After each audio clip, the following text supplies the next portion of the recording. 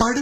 కమ్మని ఈ ప్రేమ లేఖనే రాసింది హృదయమే, ప్రియతమా నీ వచట కుశలమా నే నిజట కుశలమే.